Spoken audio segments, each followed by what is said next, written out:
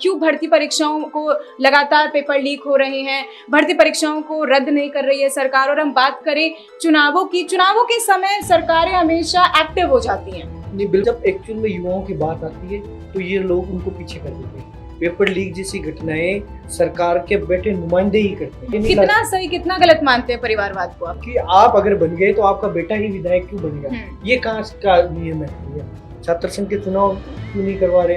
Paper leak जैसी घटनाएं कब रुकेगी इस देश में? क्या लगता है कि आरपीएससी भी कहीं ना कहीं पॉलिटिशियंस ही चला रहे हैं, इसलिए ये सब आरोप प्रत्यारोप करते हैं। बाकी पेपर लीक, छात्र संघ चुनाव बंद होना, ये सब इनकी मिली भगत है।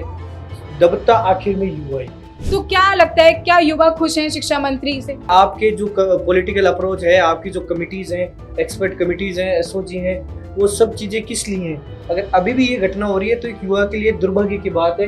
किरोड़ी लाल मीणा के लिए कुछ आप कहना चाहेंगे? इतने राजस्थान के इतने चर्चित चेहरे हो और फिर भी अगर युवाओं को कहीं ना कहीं समस्या आती है किसी भी चीज में तो वो आगे बढ़ चढ़ कर आते हैं। नागौर के पानी में ऐसा क्या है? जितने भी नागौर के नेता हैं उनकी फैन फॉलोइंग कुछ अलग ही लेवल की होती है। कैसे, मतलब कुछ पानी में अलग है? देखिए, वहाँ सबसे पहले तो तेजाजी महाराज की वो धरती है, उस धरती में मेहनत लीजिए। हनुमान बेनीवाल को किस तरीके से देखते हैं आप? बिल्कुल, हमारे माननीय सांसद है नागौर से, और जब भी बात आती है युवाओं की, हमेशा सबसे पहले अगर आके कोई होता है तो क्योंकि पॉलिटिकल कहीं ना कहीं ये पेपर लीक जैसी घटनाएं इन पॉलिटिकल अप्रोचेस की वजह से ही हुआ। राजस्थान यूनिवर्सिटी में ही प्रेसिडेंट के चुनाव नहीं हो रहे हैं, अध्यक्ष पद के चुनाव नहीं हो रहे हैं, तो फिर छात्र राजनीति का मतलब ही नहीं रह जाता। तो इनको डर लगने लगा कि अगर ऐसे ही छात्र राजनीति आगे बढ़ती गई तो हमारा जो है, जो बूढ़े लोग बैठे हैं, जो भ्रष्टाचारी लोग बैठे हैं, उनका कहीं ना कहीं खात्मा होगा, हमारे बेटों का पोतों का भविष्य अंधकार में। तो इन्होंने कहा छात्र राजनीति को बंद कर दो। नमस्कार, स्वागत है आपका हमारे नए पॉडकास्ट में। मैं आपके साथ प्रिया बंसल। आपने सुना होगा कि छात्र जो होते हैं, युवा जो होते हैं खासकर, उनको राजनीति में आने का बहुत शौक होता है। कैसे वो शुरुआत करते हैं, कैसे उनको इंटरेस्ट आता है, आज एक युवा से ही हम जानेंगे जो छात्र राजनीति में भी काफी अच्छा काम कर रहे हैं, अपना अलग वर्चस्व उन्होंने निभाया है। स्वागत है आपका शुभम हमारे पॉडकास्ट में। Thank you so much. Shubham, आप सिर्फ 24 साल के हैं और छात्र राजनीति में काफी अहम रोल आप निभा रहे हैं। कैसे शुरुआत करी राजनीति में आने की? देखिए, ये शुरुआत में किसी राजनीतिक जरिए के नाते नहीं मानूंगा। मैं जब एक आम विद्यार्थी था राजस्थान विश्वविद्यालय में, तो मैंने देखा कि धरातल पे विद्यार्थियों को क्या समस्या आ रही है। जो आम किसान परिवार से विश्वविद्यालय या महाविद्यालय में आते हैं, इन सब समस्याओं को देखते हुए मैंने धीरे धीरे उनके समाधान करने का प्रयास किया, उनकी आवाज उठाई। और छात्र राजनीति में मैं उन्हीं मुद्दों पे बात करता हूँ जो कि धरातल की समस्या है। तो फैमिली सपोर्ट करती है? किसकी फैमिली करती आपकी है? फैमिली? नहीं, मेरी फैमिली देखो, सभी पेरेंट्स की ये मेंटेलिटी रहती है कि छात्र राजनीति में लड़ाई दंगे होते हैं, ऐसा इन्वायरमेंट रहता है, तो कोई नहीं चाहता कि मेरा बच्चा राजनीति में जाए या ऐसे इन्वायरमेंट में रहे। लेकिन मैं आज सौभाग्यशील महसूस करता हूँ कि मेरे पेरेंट्स ने जब मेरे को देखा कि किस तरह के मैं काम कर रहा हूँ, तो आज उनका नजरिया बदल गया छात्र राजनीति को देखने का, और वो आज मुझे कहीं ना कहीं इस फील्ड में सपोर्ट कर रहे हैं। तो फैमिली आप पर प्राउड फील करती है एक तरीके से कि आप छात्रों की आवाज उठा रहे हैं, युवाओं की आवाज उठा रहे हैं। बिल्कुल। शुभम, आपने अपने करियर की शुरुआत करी छात्र राजनीति से, तो ये आपने पहले ही थॉट रखा हुआ था अपने माइंड में कि मुझे छात्र राजनीति में जाना है, पॉलिटिशियन बनना है, या फिर किसी इंसान को देख के या फिर किसी पॉलिटिशियन को देख के आप में ये जज्बा पैदा हुआ? ये देखिए, ऐसा कुछ नहीं है। मैंने आपको पहले भी बताया कि जब मैं कॉमर्स कॉलेज में पढ़ता था तो मैंने देखा कि एक आम किसान परिवार से जो नॉर्मल फैमिली से स्टूडेंट्स आते हैं, उनकी आवाज सुनने वाला कोई नहीं है। बड़े घरों से जो स्टूडेंट्स आते हैं, पैसों वालों जो स्टूडेंट्स आते हैं, उनको डायरेक्ट एक्सेस होता है प्रिंसिपल ऑफिस में आने का, एडमिनिस्ट्रेशन के पास। लेकिन जो एक आम विद्यार्थी है, उसकी आवाज कोई नहीं सुनता। तो मैंने जब ये सारी चीजें फेस की तो मैंने ये डिसाइड किया कि मैं इन मुद्दों पे बात करूंगा, और इन मुद्दों पे बात करते करते करते मैंने छात्र राजनीति में प्रवेश किया, और आज इन मुद्दों की लड़ाई मजबूती से लड़ रहे हैं। सोशल मीडिया पर बहुत सारे फॉलोअर्स हैं आपके, करीबन 100 के फॉलोअर्स हैं शुभम, तो सोशल मीडिया में टाइम कैसे देते हैं आप? क्योंकि बहुत ज्यादा मैंने आपकी वीडियोस देखी, काफी वायरल भी होते हैं, आपके समर्थक भी बहुत ज्यादा हैं, आपके फ्रेंड्स आपको बहुत सपोर्ट कर रहे हैं, तो ये सब कैसे इतने ज्यादा लोग आपको इतना समर्थन दे रहे हैं? ये देखिए, वो कहते हैं ना कि मेरी कहीं नाम से पहचान नहीं हुई। शुभम रेवाड़, इस नाम को कोई पसंद नहीं करता, लेकिन मुझे आज गर्व है कि शुभम रेवाड़ के काम को लोग पसंद कर रहे हैं। वो कहते हैं ना, आपके साथ लोग कब तभी जुड़ेंगे जब वो अपने आपके काम को देखेंगे, आपके नजरिए को देखेंगे। तो राजस्थान विश्वविद्यालय का प्रत्येक विद्यार्थी मेरे को नाम से नहीं, मेरे काम से पहचानता है कि वो ये भैया हैं जिन्होंने मोबाइल और बैग फ्री करवाए, इन्होंने रिवॉल्यूशन के पैसे वापस दिलाए, इन्होंने 9 दिन की भूख हड़ताल की। तो ये काम से लोग जुड़ते गए, और आज जितने भी सोशल मीडिया या धरातल पे जो सपोर्टर्स हैं, उनका मैं तहे दिल से धन्यवाद देना चाहूंगा कि उन्होंने जो काम को समर्थन दिया, उसकी बदौलत ही आज हम इस काम को और आगे कर पा रहे हैं। नागौर के पानी में ऐसा क्या है शुभम कि वहां से हर कोई राजनेता बनना चाहता है, राजनीति में जाना चाहता है? बात करें हनुमान बेनीवाल की, इतने ज्यादा समर्थक हैं।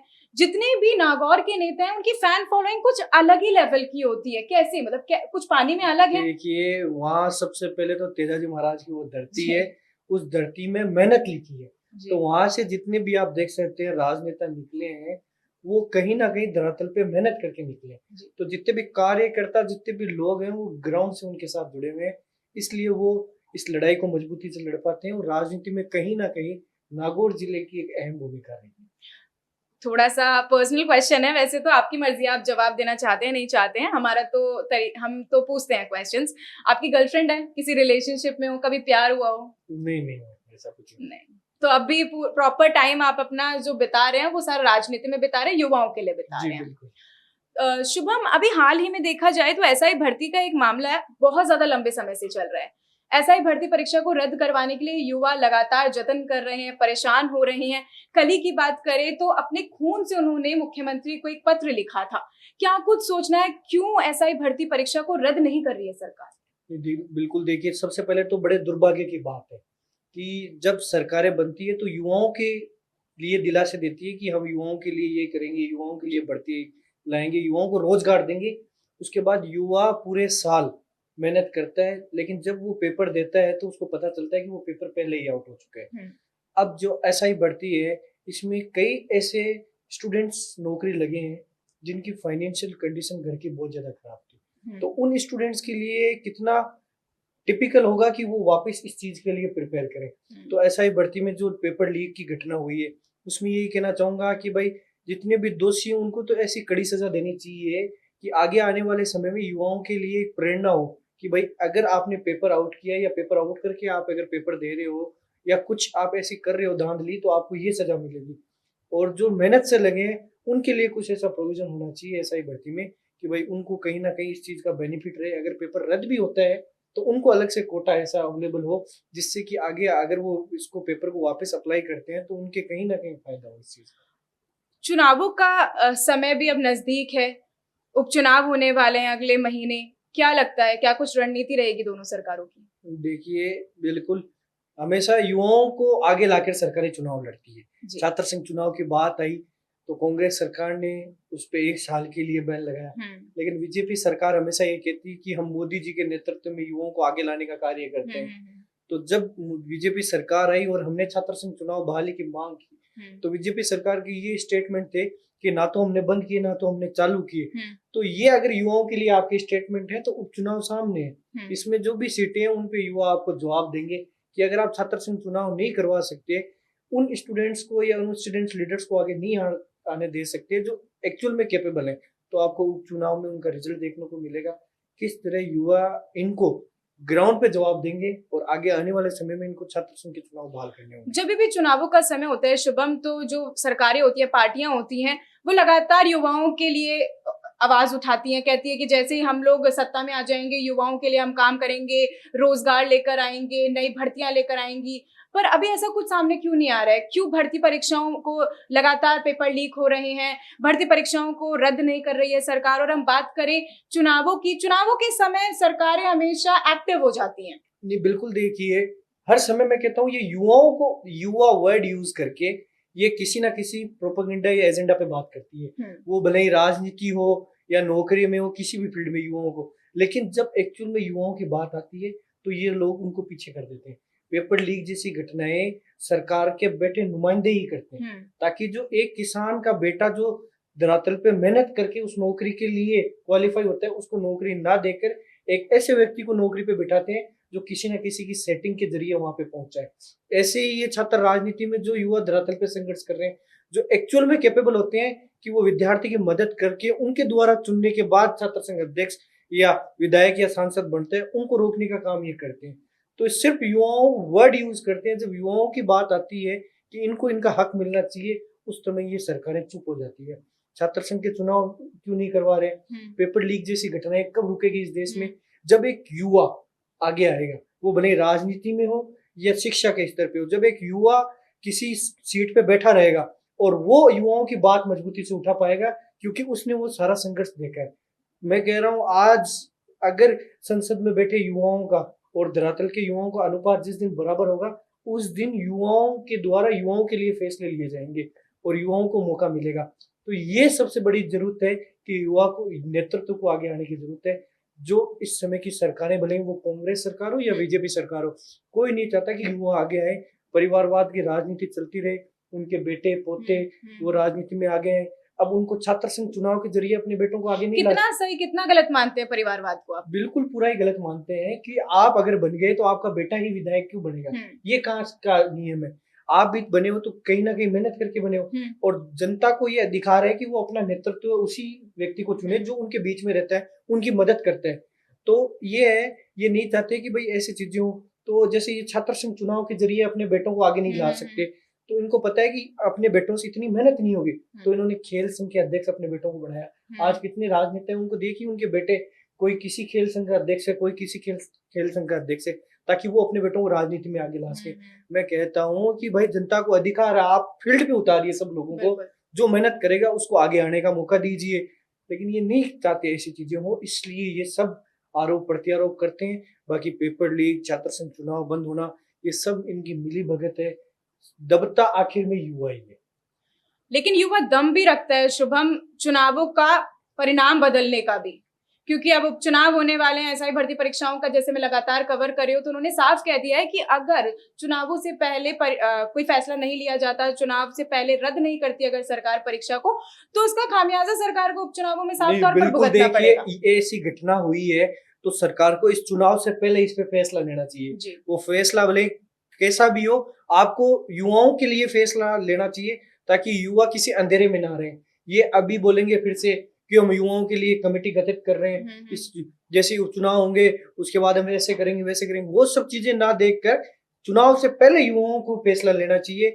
और मैं भी युवा जितने भी साथी देख रहे हैं उनको भी ये कहना चाहूंगा कि अगर ये फैसले नहीं लेते हैं तो इनको अपन को जमीनी स्तर पे ऐसा जवाब देना है, ताकि ये आगे से ऐसी घटनाओं से डरे, ऐसी घटना ना हो। और इनकी जितनी भी उपचुनाव की सीटें, इन पे हम इनको फैसला जरूर दिखाएंगे कि युवा, अगर आप फैसले नहीं ले सकते तो युवा हमारा फैसला हम खुद ले सकते हैं। क्या लगता है कि आरपीएससी भी कहीं ना कहीं पॉलिटिशियंस ही चला रहे हैं? क्योंकि आरपीएससी के सदस्यों को पकड़ा गया, बाबूलाल कटारा को, और दूसरे उनके सदस्य थे उनको भी पकड़ा गया। तो क्या लगता है पॉलिटिशियंस जो है, पॉलिटिक्स जो है वो हावी हो रही है आरपीएससी पे? कहीं ना कहीं ये गलत है। आरपीएससी जैसे संस्थान में पॉलिटिकल अप्रोच तो होनी नहीं चाहिए। मैं तो कह रहा हूँ यूपीएससी के बेस पे जो सिलेक्शन है, उनके बेसिस पे आप ऐसी जो आरपीएससी जैसी कमिटीज है इनको गठित करके और इनको ऑपरेट यूपीएससी लेवल पे करना चाहिए। पॉलिटिकल अप्रोच यहाँ मेरे को नहीं लगता कि जरूरत है किसी चीज की, क्योंकि पॉलिटिकल कहीं ना कहीं ये पेपर लीक जैसी घटनाएं इन पॉलिटिकल अप्रोचेस की वजह से ही हो रही है। बात करते हैं, कल ही शिक्षा मंत्री हमारे मदन दिलावर जो हैं, उन्होंने एक बयान दिया था खुली सभा में कि जो शिक्षिका हैं वो छोटे कपड़े पहनती हैं, या हम कह सकते हैं कि अनग्न कपड़े पहनकर आती हैं, जिसकी वजह से माहौल खराब होता है स्कूल्स में। खैर, अब उन्होंने अपने उस बयान पर यू टर्न भी ले लिया। उन्होंने कह दिया है कि ऐसे शब्द का मैंने प्रयोग नहीं किया था, और जो मैं बोलने वाला था उसको गलत पोर्ट्रे कर रही है मीडिया भी और लोग भी। उस पर आपकी कुछ टिप्पणी? नहीं, देखिए, मैंने अभी तक ऐसी चीजें नहीं देखी है कि भाई कहीं शिक्षक या शिक्षक जो टीचर्स हैं वो ऐसे ही कुछ ड्रेस कोड में है। मैंने अभी तक सिंसियरिटी के साथ, जहाँ भी सरकारी स्कूल हो या प्राइवेट स्कूल हो, मैंने उनके सिंसियरिटी के साथ देखा है। लेकिन कुछ तत्व ऐसे हैं जो सोशल मीडिया पे ऐसी वीडियोस अपलोड करते हैं, उनके लिए कुछ ना कुछ ऐसा एक्शन लेना चाहिए, क्योंकि आगे आने वाले जो भविष्य है वो आज के स्कूलों में पढ़ रहे युवा ही है। तो उनके लिए अपन एक मोटिवेशन, एक इंस्पिरेशन पे तौर पर काम करते हैं। तो इस युवा को, इस भविष्य को अपन को उज्जवल दिशा में लेके जाएं, उज्जवल इनका भविष्य हो, इसकी मैं कामना करता हूँ। शिक्षा मंत्री के तौर पर मदन दिलावर क्या ठीक है? क्योंकि युवाओं की बात करें, शिक्षा भर्तियों की बात करें, क्योंकि लगातार भर्ती तो निकल नहीं रही हैं, युवा परेशान हो रहे हैं, बेरोजगारी चरम पर है अपनी। तो क्या लगता है, क्या युवा खुश हैं शिक्षा मंत्री से? नहीं, देखिए, ये तो मैं तो कह रहा हूँ कोई सी भी सरकार हो, हर सरकार ये कहती है कि हम पेपर लीक्स रोकेंगे या युवाओं के लिए फैसले लेंगे। मेरे को बताओ अभी तक युवाओं के लिए क्या फैसले लिए गए? आज भी अपने इस देश की बड़े दुर्भाग्य की बात है कि 65% जहाँ युवा हैं उनके ही पेपर आउट हो रहे हैं आज के टाइम में। तो फिर आपके जो पॉलिटिकल अप्रोच है, आपकी जो कमिटीज हैं, एक्सपर्ट कमिटीज हैं, एसओजी हैं, वो सब चीजें किस लिए हैं? अगर अभी भी ये घटना हो रही है तो एक युवा के लिए दुर्भाग्य की बात है कि अगर आने वाले समय में एक युवा किस मोटिवेशन के साथ तैयारी करेगा, क्योंकि अपनी देश की इतनी बड़ी एजेंसीज हैं, उसके बाद भी पेपर लीक जैसी घटनाएं होना दुर्भाग्य की बात है। फिर एक शीर्ष नेतृत्व हम कैसे चुनेंगे, वो भले ब्यूरोक्रेसी में हो या पॉलिटिक्स में हो। जो धरातल पे संघर्ष करके आगे आते हैं उसको हर चीज का पता रहता है। एक गांव से उठकर एक कलेक्टर बनता है तो उसको ये पता रहता है कि गांव में सड़क नहीं बनी है तो कितनी परेशानी आती है। तो ये और एक जैसे पेपर्स आउट करके सीधा जो कलेक्टर बनता है उसको ये नहीं पता कि गांव की सड़क अगर खराब है तो उसमें क्या प्रॉब्लम्स आ सकती है। तो इनमें कहीं ना कहीं इतना डिफरेंस है। इस डिफरेंस को मिटाने के लिए वो युवा आगे आ रहे हैं जो एक्चुअल में धरातल पर संघर्ष करते हैं, लेकिन कुछ इन कमियों की वजह से उन लोगों के साथ उनका भविष्य आज अंधकार में। जल्द से जल्द इस पे फैसला लेना होगा, नहीं तो युवा आक्रोशित है। आने वाले चुनाव में इनको देखना बिल्कुल कहीं ना कहीं कड़ा जवाब इनको मिलेगा। इस्तीफा दे चुके मंत्री किरोड़ीलाल मीणा भी समर्थन में एसआई भर्ती को जल्द से जल्द रद्द कर दिया जाए। लगातार युवा जो है उनसे मिल भी रहे हैं, उनकी तरफ से पूरा समर्थन मिल रहा है, पर सरकार उनकी खुद की भी नहीं सुन रही है क्योंकि वो खुद मंत्री हैं, इस्तीफा दे चुके हैं। जब उनका खुद का इस्तीफा स्वीकार नहीं हो रहा है एक तरफ से देखा जाए तो भर्ती परीक्षा पर तो कैसे ही फैसला उनके अकॉर्डिंग लिया जा सकता है। किरोड़ीलाल मीणा के लिए कुछ आप कहना चाहेंगे? नहीं, बिल्कुल देखिए, सबसे पहले तो मैं उनका धन्यवाद दूंगा कि युवाओं की सुनी है उन्होंने, उनको एक मार्गदर्शन दिया है कि हाँ आप आओ अपनी समस्या हमारे पास रखो। उसके बाद जो डिसीजन लेना है वो क्या सोचते हैं वो उनका नजरिया है। लेकिन युवाओं की बात सुनना रखना ये भी बड़ी बात होती है कि आज आप इतने राजस्थान के इतने चर्चित चेहरे हो और फिर भी अगर युवाओं को कहीं ना कहीं समस्या आती है किसी भी चीज में तो वो आगे बढ़ चढ़ कर आते हैं। तो इसका मैं तहे दिल से धन्यवाद देना चाहूंगा किरोड़े जी का कि वो युवाओं की बात हमेशा मजबूती से उठाते हैं। राजस्थान यूनिवर्सिटी में ही प्रेसिडेंट के चुनाव नहीं हो रहे हैं, अध्यक्ष पद के चुनाव नहीं हो रहे हैं, तो फिर छात्र राजनीति का मतलब ही नहीं रह जाता, क्योंकि कहते हैं कि राजस्थान यूनिवर्सिटी ने काफी बड़े बड़े दिग्गज नेता बनाए हैं। बिल्कुल देखिए ना, आप देखिए पूर्व सीएम अशोक गहलोत जी खुद छात्र राजनीति से निकले हुए हैं। आज कई मंत्री हैं, विधायक हैं जो छात्र राजनीति से निकलकर अपनी आवाज मजबूती से उठा रहे हैं। तो उनको ये डर लगने लगा क्योंकि जो नए युवा छात्र राजनीति से निकल रहे हैं वो इतनी मजबूती से आवाज उठा रहे हैं कि वो अपनी पार्टी की भी नहीं देख रहे। आज मुकेश भाकर जो लाडनू से विधायक है, वो लाडनू से विधायक होने के बाद अभी जब विधानसभा में सरकार के खिलाफ जब बोलने की बात आई तो उन्होंने मजबूती से सरकार का विरोध किया, उनको निलंबित कर दिया गया, 6 महीने के लिए निष्कासित कर दिया था। क्यों? क्योंकि वो छात्र राजनीति से निकले हुए हैं। उनको आज अगर कोई स्टूडेंट फोन करता है कि माइग्रेशन निकलवाना है तो वो माइग्रेशन कैसे निकालते हैं वो आज उनको प्रोसेस पता है। युवाओं की आवाज कैसे उठाते हैं वो उनको चीजें पता है क्योंकि उन्होंने वहां धरातल पे संघर्ष किया है। कई ऐसे एग्जाम्पल है, रामनिवास गावड़िया, अभिमन्यु पूनिया, ये सब लोग छात्र राजनीति से निकल कर आज उस जगह बैठे हैं जहां उनको होना चाहिए था। तो इनको डर लगने लगा कि अगर ऐसे ही छात्र राजनीति आगे बढ़ती गई तो हमारा जो है, जो बूढ़े लोग बैठे हैं, जो भ्रष्टाचारी लोग बैठे हैं, उनका कहीं ना कहीं खात्मा होगा, हमारे बेटों का पोतों का भविष्य अंधकार में। तो इन्होंने कहा छात्र राजनीति को बंद कर दो, छात्र संघ चुनाव को बंद कर दो। लेकिन प्रत्येक युवा इस लड़ाई को मजबूती से लड़ेगा, अगर चुनाव हो या ना हो, हम इस लड़ाई को मजबूती से लड़ते रहेंगे। राजस्थान की तीसरी उभरती पार्टी बीएपी, राजकुमार रोज सांसद हैं डूंगरपुर बांसवाड़ा से, तो क्या कहना चाहेंगे कि अब अच्छा खासा दमखम वो दिखा रहे हैं। पार्टियां कांग्रेस भी और बीजेपी भी दोनों एक कह सकते हैं कि बड़ा उनके सामने तीसरी एक जंग खड़ी हो चुकी है, तो किस तरीके से देखते हैं आप राजकुमार रोज को?